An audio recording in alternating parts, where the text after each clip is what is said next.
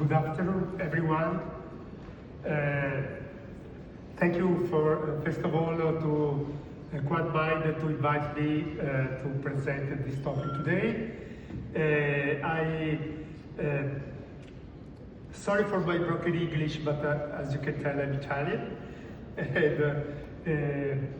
And also, I'm an entrepreneur, so I don't give you hundreds of formulas, but I just want to share with you the experience of my company, Diaman Partners, that is focused on the quantitative model since 2002. And we tried to make the first artificial intelligence model in 2008. And then today we have Augmented SECAM, that is a SECAM that apply our model. So I start with only two slide gloomy, sorry, but this is basically a wooden prosthesis created 1,000 years before crisis by Egyptians to solve the problem if someone has the feet cut. And in 700 years before Christ, the Etruscans made the dental bridge with a gold wire, just to try to fix the problem that we have. Then in 13th century, sorry,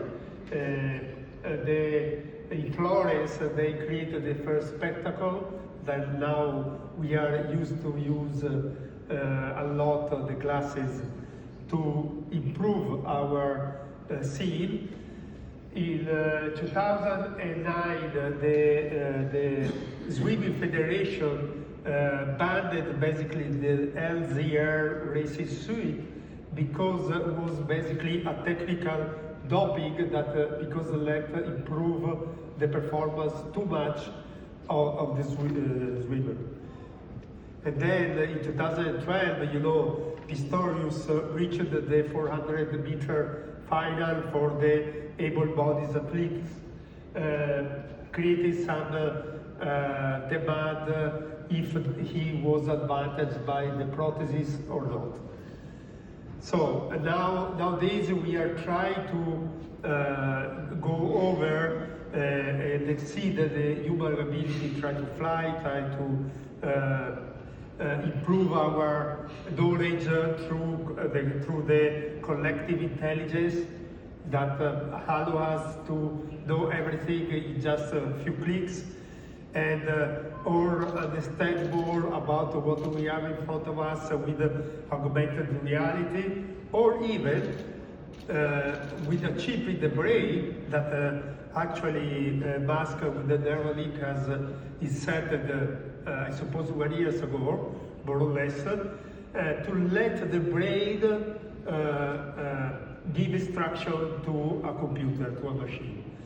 So all this we can put in this matrix to understand just a bit where we can replicate, complete, or overtake the human abilities, and also if is related to sensorial, to physical, to cognitive, or to social implementation. So yes, there is most of them that we see, like the virtual reality visor, the ChatGPT that complete our cognitive, the Wikipedia that make a collective intelligence, overtake like the jet ski, basically I don't remember the name, sorry. The jacket to cover in case of airbag jacket, sorry, to cover in case of incident in the motorcycle, and everything. So there is a lot of implementation that there is around in this year, and not only this year, but is the human experimental to improve the abilities and overtake the abilities of the brain. So, maybe someone has just saw this experiment, but who knows exactly how the microwaves is working? Very few, no one. But who is actually using the microwave in every day? Come on, most of them. Maybe someone of you was attending the Barcelona 2 years ago QuantMinds, where Casey Kostiskov, the Google chief of the iCloud, Google, make this joke, you know? How was at the conference at that time? Okay, so it's quite new. So she compared the data, the algorithm, the model to create a prediction, like the ingredient, the appliances, the recipes to create a dish. At that time, I had not the opportunity to say, sorry Cassie, I'm Italian, it's not possible to create a good pizza with a microwave, you know? But today I want to say, because it's true, for an Italian is not possible. But anyway, not joking anymore. Of course, we cannot speak about artificial intelligence in 30 minutes, and probably you know for sure more than me in artificial intelligence. I am an entrepreneur, even I have a background as quant.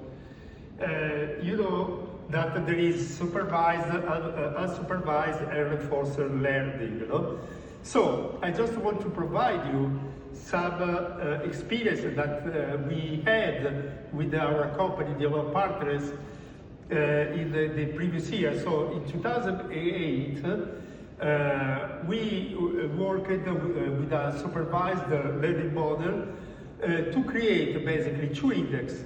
One absolute return passive index composed by more or less 400 absolute return fund, and one active index created with an artificial intelligence algorithm. And the name of the index was Artificial Intelligence Absolute Return Index.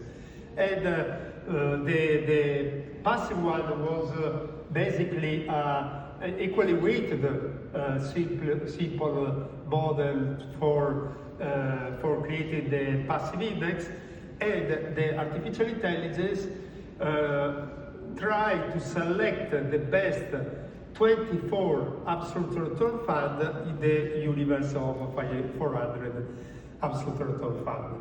So we used both the clustering and the ranking models with more than 50 models. And the aims of this project was to create a huge fund that was able to replicate this index. So in 2008 we made the calibration test, the sample test with the artificial intelligence, and we say, oh wow, it's not so bad this index. We can start out of the sample period, and this is we keep it until 2020 more or less. Alive, this fund, you see, and can you see that? Can you affirm that this index is providing a sort of overperformance with respect to the average, with respect to the other index? Yes, it was. But if I ask you, which is the best period to start a fund with this index? Of course, after a period where the index incredibly overperformed the average, you know, the passive index. So this is exactly the period that we start, where we start the fund. And unfortunately, it was a trading range period with no performance, and with the cost of the fund, of course, we were not able to provide a very good performance. So we decided to close the fund and the experiment in 2013. And you can see very simple that just before and just after the index performed quite well, you know. So keep in mind when you create an artificial intelligence model that there is the Murphy law that is always against you. So even if you have a very profitable model, if you don't have the right timing for start a product in the market, maybe you cannot achieve the goal that you have in mind. This was the first experience that we had.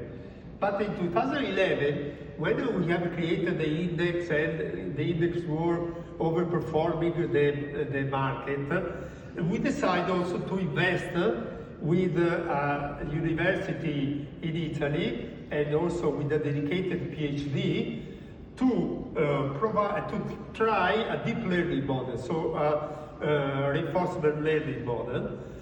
And we take 5 years of history of Eurostock 500, we make the algorithm, we find 250 long-short models, and we let the PhD run the model.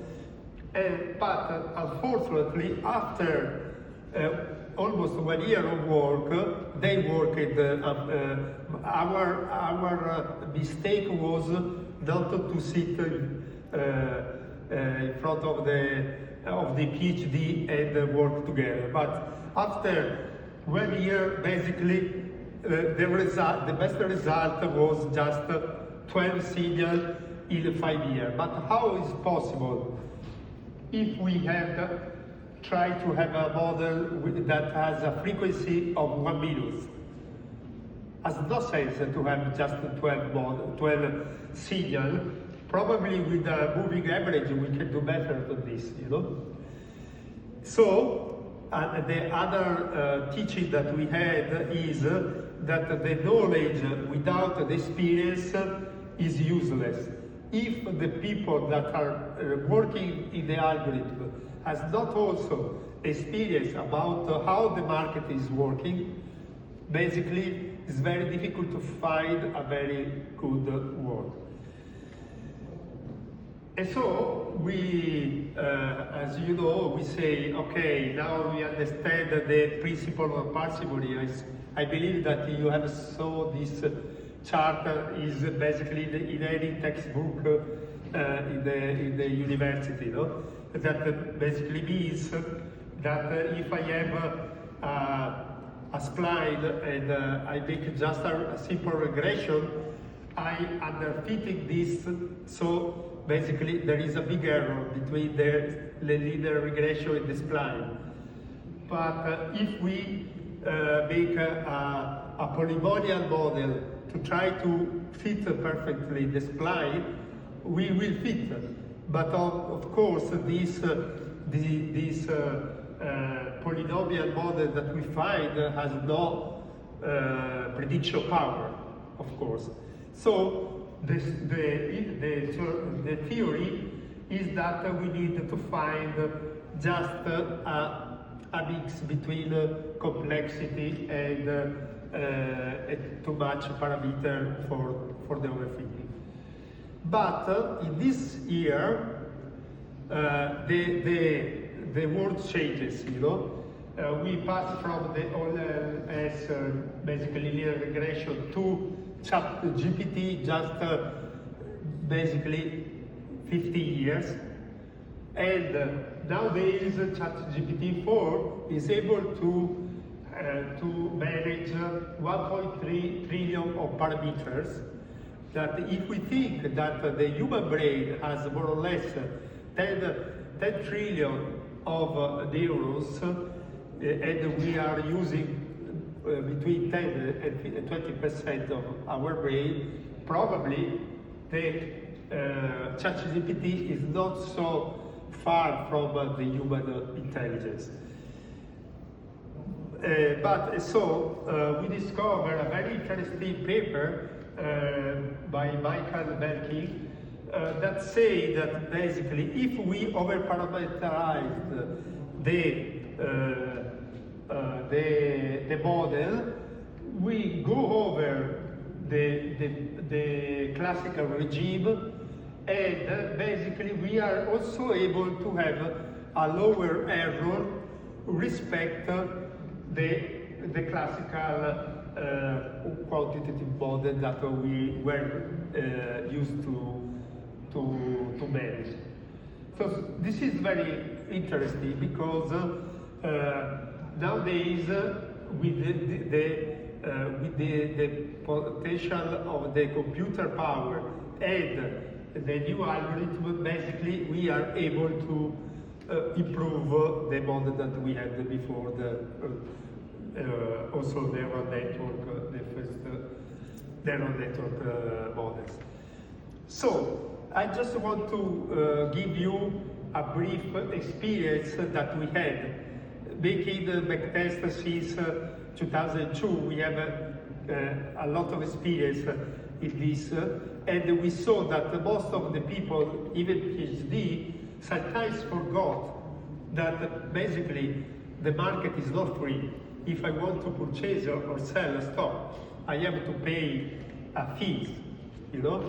And so we make a simple example. If I make a trade of the portfolio a year, I have basically very low fee. This is the impact of 1 basis point in the negotiation, you know? But if I have a model that basically trade every day, just for the cost, I need to have a model that overperform at least 3-4% just for the basis point. But if we include the bid-ask spread, this increases a lot. And because the bid-offer spread is always against you. And it depends, of course, on the liquidity and the asset, but sometimes it's more than 10 basis points like we describe here. And if we add the slippage is not always against you, but there is the slippage that most of the time, even for market law, is against you. And also the error of the model, we say that we need to have a model that probably has to overperform 30-40% if we want to trade with a daily frequency. And if we want to trade like a millisecond or nanosecond like the previous presentation, you have to take in consideration that the impact of the cost of the error, of the slippage, and of the bid-offer spread is really high. So you need a very powerful model in order to have a huge positive result at the end. But if we compare this scale, I know that is not exactly comparable, these two charts, but if you compare this chart, basically we see that probably with a strong artificial intelligence model we can probably achieve. We are in the same larger scale, you know, probably.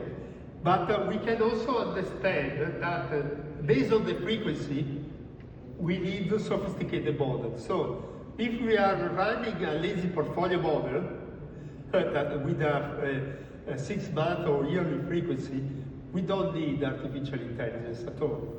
But if we are running a short frequency model below 1 day, we need for sure a very strong, efficient model, and we need to take in consideration the impact of the cost, of the slippage, of the bid-offer spread and the errors. So, is ChatGPT your next investment manager? Of course not. It's just a provocation, because ChatGPT is a semantic model, is not good for model. But there are artificial intelligence models that are analytical artificial intelligence models that are very profitable. But the important thing that we learn from our experience is that you need a crystal box. So it's not enough to put some ingredient in the microwave to have the pizza, you know? You need to know exactly how you have obtained this result and how you will continue to obtain also in the real track record. This is a very interesting paper. After you can see the presentation, I suppose, in the website. But this is a very interesting presentation of PICTE, and there is the performance attribution of any models that they are obtaining. So if we return back to the starting slide, the data is really important, because you know better than me, but if you are running funds, hedge fund, you need data cleaning, and is very important.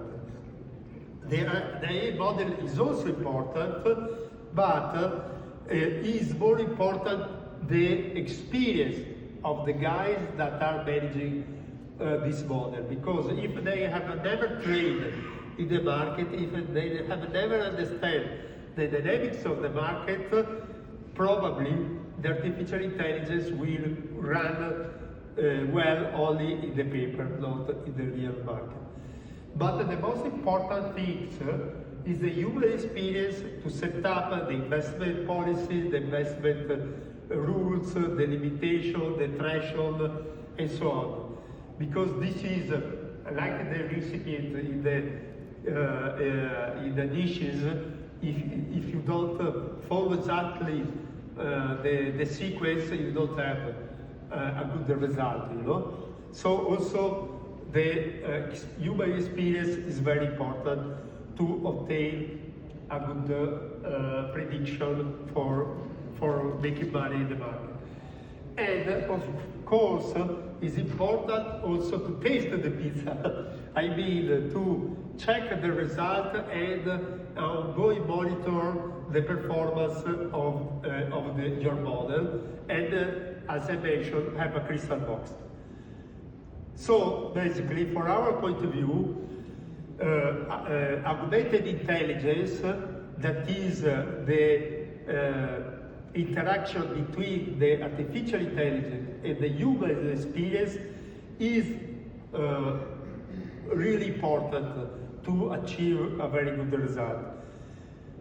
And can also consider, depends on, of course, of the product of the model, also consider to incorporate human judgment and decision to manage some situation that happen in the market, you know, because maybe we work in digital asset space also, and the artificial intelligence model cannot understand that Trump win the election at 4 a.m. in the morning, you know. So human intelligence can intervene and take the opportunity, just to make an example that happened 1 week ago. So the question is, if there is an artificial intelligence car that are able to drive by itself, do you really like to sit down in the back seat and watch? Me, no. Even I really believe in the artificial intelligence. For the moment, I prefer to drive. Even I know very well that probably the artificial intelligence model has less probability to make an incident than me. But at least I want to say, okay, it's my fault, not of the artificial intelligence. So just to conclude,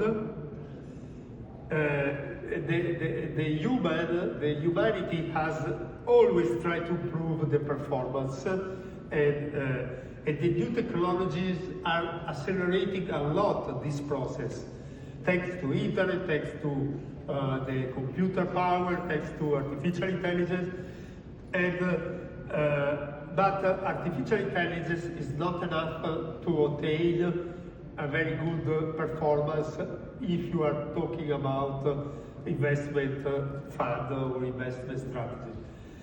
So a lazy portfolio doesn't need, of course, an artificial intelligence, but high frequency trading, of course, need a very good one. And crystal box is the main goal, and the human experience can make the difference also with the AI. And we believe so much in augmented intelligence that we have created Augmented is a huge fund that we launched last year, and in 50 months make 70% performance. But I don't want to show slides because it's not a commercial presentation. For who want to make more, I am available. But I believe that the augmented intelligence will be the buzzword for the future. Thank you very much. Feel free to link it in me if you want.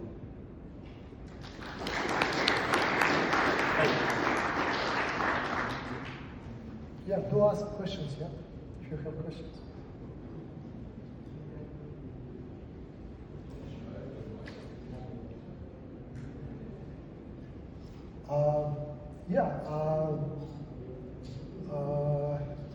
So there is also maybe as a discussion. I mean, there are all sorts of possibilities in doing this augmented intelligence.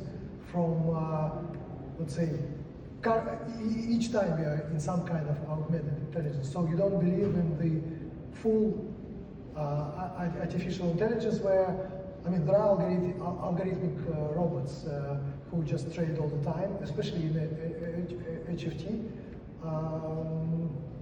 You don't believe in like they will provide consistent performance? No, yes, I believe that we have also bots that are running automatically. But the question is, when you are moving to traditional financial industry, so you create a hedge fund or a fund, especially if you are making a huge fund, so it's a retail fund that has a lot of constraints coming from the regulation. Of course, for our point of view, it's better to have a hybrid investment process that, of course, take the artificial intelligence model in the process, but there is also human intervention. I make an example. Who is defining the investment universe to work in for creating the portfolio for the fund? No? Of course it's a human, because has to select, maybe has to cancel some stocks because we don't believe in that, you know, or has some parameter that is not good, has low capitalization, low volume, low liquidity. I don't know. There is a lot of parameters to take in consideration. So the investment universe are usually created by human and decided by human. And also here there is value in the creation of investment universe. For example, we learned that with the fact that we launched the artificial intelligence fund in 2011, we learned that if the investment universe is too large, there is the outlier that ruin your model, because outlier, for example, for 1 month make incredible performance and then crash, you know. So the model intercept this purchase when it's on the top or almost on the top, and then you, for the next month, you have the very worst performing asset in the portfolio, you know. So we understood that you don't have to have a too much bigger investment universe to achieve a better performance, especially if you have to compare with a benchmark. Because if you, we made also this experiment, you know, we had Eurostock 50 as benchmark, and we take Eurostock 600 index, you know. So a bigger universe to beat the 50, Eurostock 50, so only the 50 bigger company. It was not so simple, because there is a lot of outlier that that ruin the data, you know, in the artificial intelligence. So maybe the artificial intelligence model is good, but is ruined by some outlier that you don't take in consideration. So this kind of experience is important when we are set up a fund, you know.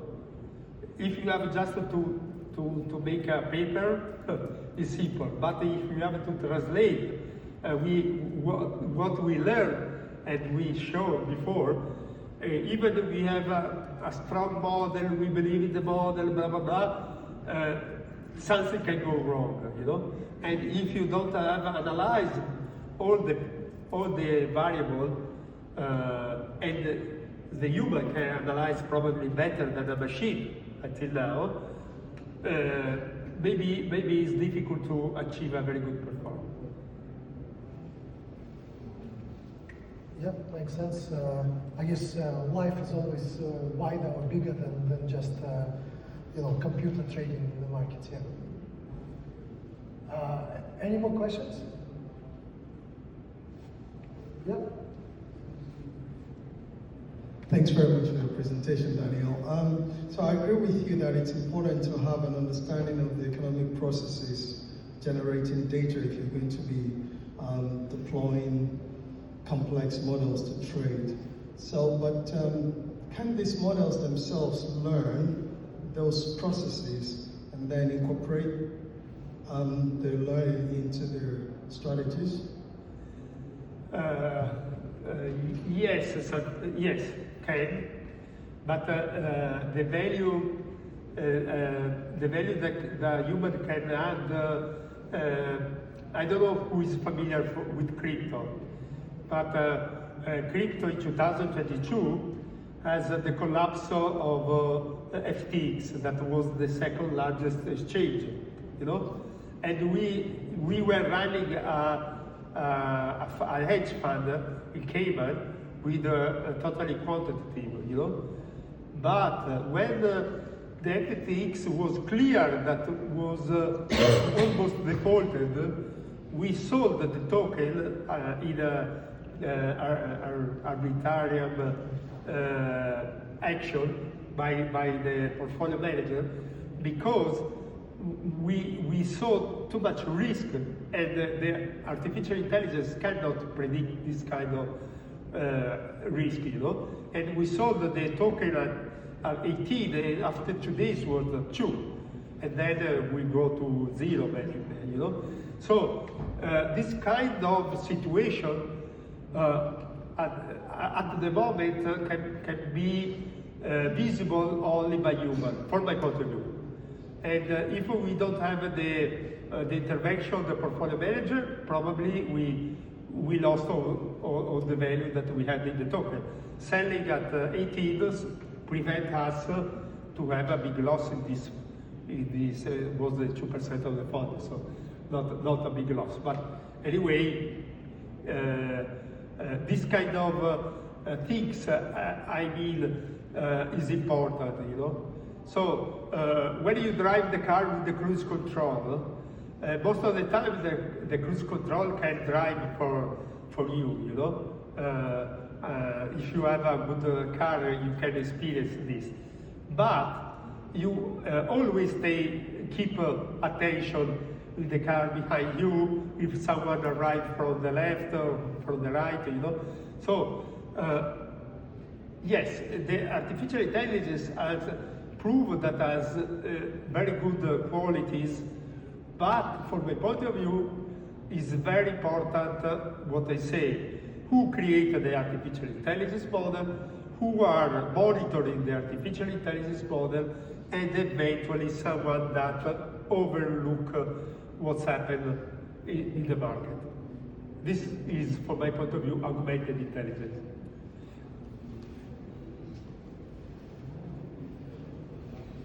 Okay, thank you.